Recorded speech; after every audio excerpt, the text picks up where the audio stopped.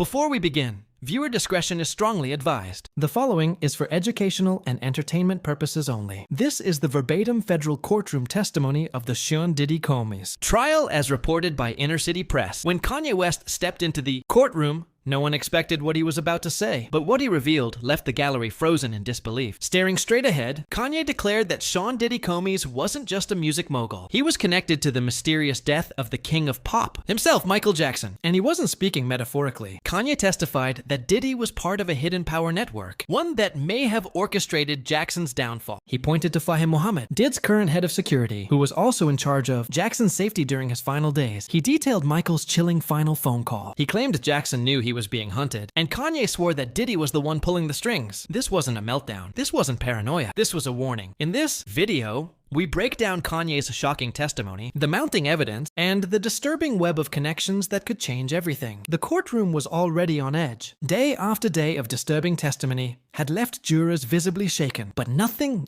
could have prepared them for what happened when Kanye West walked in. Dressed in black, sunglasses off, hands trembling slightly but voice steady, Kanye took the stand, as if he had been waiting his whole life for this moment. "I'm not here to talk about music," he began. "I'm here to talk about murder." Gasps echoed through the room. The judge ordered silence, but the tension refused to die down. Kanye then calmly explained that he had been asked to speak, not just about Diddy's behavior, but about his alleged involvement in what he called the systemic takedown of Michael Jackson. This wasn't tabloid gossip. This wasn't a theory whispered backstage. Kanye alleged that the same forces that tried to have him institutionalized using his former trainer, Harley Pasnak, were also connected to the people who circled Michael in his final days.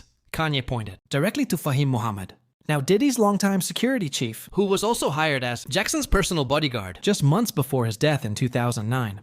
According to Kanye, Fahim wasn't just there for protection. He was there to make sure Michael didn't talk. Kanye claimed that the same people who warned him to fall in line or disappear had once told Michael the exact same thing. "If you go against us, you won't make it to the state." Kanye quoted a message he said was relayed to both him and Michael in different form, but Michael didn't listen, and neither did he. Then Kanye dropped the real bombshell. He had heard Michael's final voicemail. He claimed the Jackson family played it for him in confidence. In it, Michael sounded terrified, breathing heavily, whispering as if someone might be listening. The last line of the message reportedly said, "Tell them it's Puffy. He knows he's here." The gallery froze. Jurors looked horrified. Diddy was seen gripping the edge of the table, his lawyers urgently whispering in his ear. Kanye simply repeated, "Michael knew." As Kanye continued, he focused heavily on a name that has rarely appeared in the mainstream press, Fahim Muhammad. While much of the public remains unaware of Fahim's background, Kanye made it his mission to shed light on who this man really was and why his presence at both Michael Jackson and Diddy's side might not be coincidence. Kanye began by asking a simple but chilling question. Why would the most famous man on earth, Michael Jackson, entrust his life to a 20-year-old with no high-level security experience? At the time Fahim was hired, he had just graduated from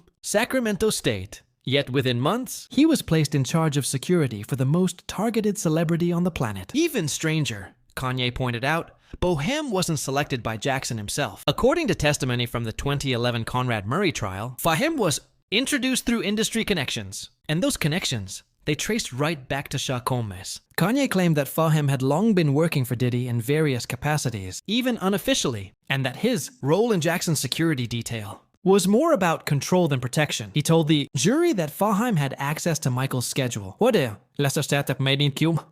Prescriptions, staff, and most dangerously, his fears. Then Kanye revealed another layer. Fahim had been a guest speaker at the prestigious Wharton School, which Kanye insisted was a red flag, stating that institutions like Wharton have long-standing relationships with military intelligence. Kanye didn't outright say Fahim was an intelligence operative, but he leaned into the implication. What kind of bodyguard speaks at Wharton? He asked the jury. Not one who carries a gun, one who carries a mission. He recounted rumors that Fahim helped clear hard drives and erase security footage from Michael's mansion after his death. And now, Kanye said, this same man helps Diddy run his empire. He described Lil Rod's lawsuit, which named Fahim Muhammad as the enforcer behind a criminal operation. The same lawsuit that alleged Fahim could make people and problems disappear. First, Michael Jackson. Kanye said, then me. Who's next? Kanye then shifted his attention to a topic he had hinted at many times over the years, but had never before discussed so directly in court. Handlers. The shadowy figures he claims are placed in celebrities' lives to control, manipulate, and silence them. He pointed to his former trainer, Harley Pasnak, as his own handler, someone who once texted him, threatening to send him back to Zombieland if he didn't comply. Kanye looked the jury straight in the eye and said, "That man threatened to lock me up in a psych ward for not behaving. What do you think happens to people who don't play along?" He then drew a direct connection between Harley and Fahim. Two different handlers, two different artists, one goal, control. According to Kanye, Michael Jackson was given his own version of a Harley, except this one didn't just threaten to drug him. This one had the keys to his house, his medicine cabinet, and his fate. Kanye replayed the pattern. Michael gains power by owning half of Sony's catalog. He challenges Tommy Mata. He protests in public. Then suddenly he's sick, sedated, and dead. With Fahim Muhammad in charge of his security, Kanye rises to fame, challenges Adidas, the Grammys, Balenciaga, even Jay-Z. He refuses to fall in line. Suddenly he's being told to go back to Zombieland, being forced into hospitals, losing deals, becoming, in his words, a modern-day Michael. But Kanye wasn't done. He revealed that other artists who stood too tall, too proud, Prince, DMX, Whitney, had also expressed fear before their deaths. "You don't have to believe me," Kanye said. "Just look at the pattern. They silence us and they smile doing it." The jury sat silent. One member reportedly teared up. Diddy, meanwhile, stared blankly ahead, his face unreadable, but his body language tense. The judge called a brief recess, but the impact had already landed. Kanye's testimony took a darker turn as he began to narrate what he claimed was shared with him by someone within the Jackson family. A final phone call made by Michael Jackson just days before his death. A voicemail never played for the public, but reportedly saved and documented by a family insider. According to Kanye, the voice message was Michael's last attempt to reach out, riddled with anxiety and fear. "I don't feel safe," the voice said. "He's here. I know he is. They're trying to take everything," Kanye quoted. The final chilling words of that voicemail: "Tell them it's Puffy. He knows he's here. Please protect the kids." Gasps filled the courtroom again, and the judge demanded order. But the gravity of that quote landed hard. Kanye claimed the call had been made to someone close to Michael, who had ignored the warning signs at the time. Kanye said that in the days leading up to Michael's death, he became increasingly isolated, barred from his own team, forced to work with people he barely knew, surrounded by what Kanye called industry plants with security badges. He pointed directly at Fahim Muhammad again. Why was a kid in his early 20s, barely out of college, assigned to the most famous man on earth? Kanye asked, why did Michael's longtime security staff suddenly disappear? Why was Fahim put in place, and by who? Kanye brought up one overlooked detail. Michelle's security camera system reportedly malfunctioned on the night of his death. The same house that was supposed to be locked down with surveillance failed. He said footage was wiped. Cameras were down, just like in the Diddy tunnel. Footage disappeared. And then Kanye dropped a theory that rocked the room. What if Michael wasn't supposed to die from propol? What if he was being prepped for something else and they messed it up? What if someone panicked and pulled the plug too soon? He described the financial stakes. Michael was worth billions in publishing rights. His comeback tour was expected to break global records. And the catalog, Kanye added, that catalog is worth killing for. He closed this portion with a single line. Michael's death was the cleanest business move Sony ever made. Kanye's words opened the floodgates, not just about Michael Jackson, but about what he said was a broader pattern that had haunted the music industry for decades. In part 5, the focus shifted to a grim list of artists who, Kanye claimed, tried to fight the system and ended up silenced either in death or in disgrace. Whitney Houston, DMX Prince, Amy Winehouse, Lisa Left Eye Lopes, Kanye recited as if reading a eulogy. Each one tried to break free. Each one tried to speak truth, and each one is gone. He mentioned how Prince had openly battled Warner Brothers for the rights to his music and warned others about contracts and labels controlling their soul. Prince was later found unresponsive in an elevator alone. After warning friends that someone was trying to silence him, Kanye recounted Prince's strange final appearances, where he spoke cryptically about death and being watched. Then came Whitney Houston. Kanye claimed she had once told Clive Davis that she knew too much, especially about certain freak parties that he alleged had links to Diddy's circle. Her erratic final days, Kanye said, weren't random. They paint you crazy so they don't have to explain your death. He referenced Lisa Left Eye Lopes, who recorded a video days before her death in Honduras, saying she was being followed and that spirits were warning her. You know what she said in that video? Kanye asked. She said she was being hunted, and her car went off a road with no barriers. Kanye claimed these weren't coincidences. They were coordinated purges of non-compliant artists. When you stop being useful to the machine, or you speak out, or you own too much, you become a liability, he said. The courtroom watched as Kanye named one more artist, Biggie Small.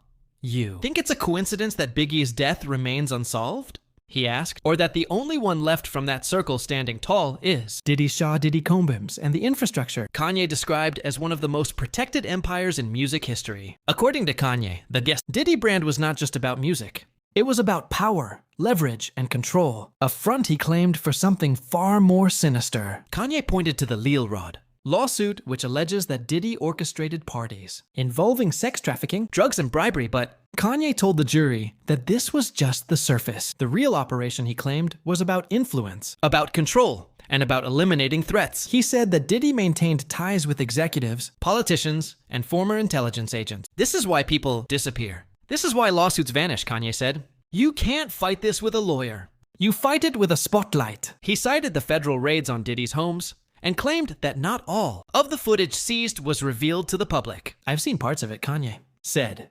Tunnels, documents, names. Some of the names are still in the industry. Some of them run companies. Some of them sit in this courtroom. Then he exposed what he called the pyramid, a network of assistants, stylists, producers, trainers, bodyguards, and lawyers who all served a central purpose: silence and surveillance. You're not allowed to leave. You're not allowed to talk. And if you do, you'll never work again. Or worse, Kanye claimed that Fahim Muhammad again was the enforcer. He's the one who makes the calls, who clears the phones, who tells you to shut up or sleep forever. Then came the dagger. Fahim was there when Michael died. Fahim is here now. What changed? He ended this segment with the words, "The industry didn't just kill Michael. It turned his death into a business model." As Kanye West spoke these words in open court, the room sat in stunned silence. His accusations weren't vague. They were direct, specific, and damning. Diddy sat motionless at the defense table, but those watching closely noticed the way his jaw clenched, his fingers twitched, and how he leaned in to whisper furiously to his legal team. Something had cracked. Diddy's carefully crafted composure was slipping. Kanye's words weren't just testimonies. They were lightning bolts. At one point, Kanye locked eyes with Diddy and said slowly, "You know what you did to him. You watched the king fall." The room exploded with murmurs. The judge struck the gavel for order. Reporters in the room whispered into their phones, documenting every detail as if history was unfolding live. According to multiple court sketch artists and legal observers, Diddy visibly shook his head at Kanye's statements, but didn't deny them. He didn't scream, didn't object. He looked cornered. One journalist from Rolling Stone tweeted, "Did's face went blank like he wasn't in control anymore." Kanye flipped the entire courtroom with that one line. Kanye continued, referencing past meetings with Michael. "He told me he was scared. He told me people were following him, that he felt like someone inside his own home was planning against him." He never said Diddy's name back then, Kanye admitted, but he said the description of the person matched Fahim Muhammad. Young, calm, always watching. Someone Michael never hired himself. He didn't trust him. This part of Kanye's testimony felt less like a rant and more like a revelation. The courtroom wasn't watching a celebrity meltdown. They were watching a man unburden himself of something he said he had carried for years. "I'm not here to entertain," Kanye said. "I'm here because a man died and another man got rich from it." That final accusation, a veiled reference to Diddy's 2010 music catalog acquisitions and rumored 700 million empire built, partly off MJ's death, sent shockwaves, not just because of the dollar amount, but because it reframed the motive. Kanye painted a picture. Michael Jackson was more valuable dead than alive, and someone ensured that transition happened with precision. Kanye's testimony didn't just detonate inside the courtroom. The moment it was live-streamed and tweeted out, a media storm unlike anything in recent memory erupted. Every outlet from CNN to TMZ ran headlines. Kanye West says Diddy had Michael Jackson killed. Courtroom chaos as Kanye accuses Diddy of orchestrating MJ's death. But what made the world stop was the response from the Jackson family. Jermaine Jackson, in an emotional Instagram post, wrote, "He was decano, no." Kanye said what we couldn't say for 15 years.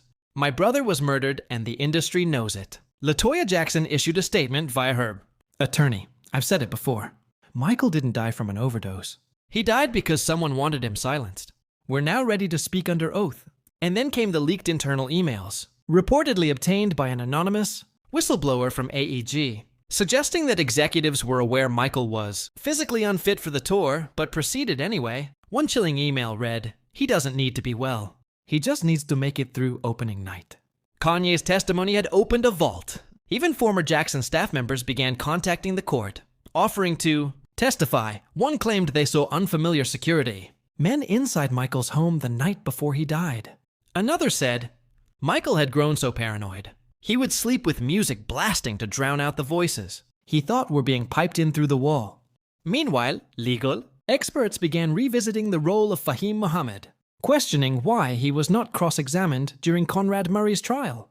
We missed something, said a retired detective who worked the Sefiu Jackson case in 2009. This wasn't just bad medicine. This may have been a setup. Every major news station ran panels. Some dismissed Kanye's claims as conspiratorial. Others replayed his testimony line by line, pausing on the moment he said, "They're still watching us." Public opinion shifted fast. Kanye wasn't trending for a new album. He was trending because he might have finally blown the lid off something people feared was true all along. As the court recessed after Kanye's testimony, the buzz inside the courthouse was electric. Security was increased. Reporters scrambled to confirm the Jackson family's rumored subpoenas. The judge reportedly called an emergency meeting, with both legal teams to address the gravity of the accusations. The case against Diddy had just taken a historic turn. Diddy's defense team tried to downplay Kanye's words, calling them irrelevant and unverified personal delusions. But the public wasn't buying it. Social media exploded with clips of Kanye saying, "They want to call me crazy, but I'm just the only one telling the truth." Behind the scenes, prosecutors reportedly began re-evaluating witness lists. Fahim Mohammed, long quiet, rarely seen, was now a name being circulated with urgency. Rumors swirled that federal investigators were revisiting closed Jackson files, especially in light of the resurfaced voicemail and new testimonies. But the most heartbreaking development came from Michael's children. One insider claimed that Paris Jackson had privately told friends she believed her father's death wasn't an accident. Prince Jackson reportedly wrote a now-deleted tweet that read, "My father feared the industry, and now I understand why." The trial wasn't just about Diddy anymore. It had become a referendum on the music industry itself. Its cover-ups, its ghosts, its hunger for control. And Kanye West, once dismissed as a loud, unstable figure, had placed himself squarely in the center of history. The final question lingering in the air, will this testimony change anything? Because if Kanye is right and Diddy played even a part in orchestrating the downfall of the greatest entertainer who ever lived, then this isn't just a trial, it's a reckoning.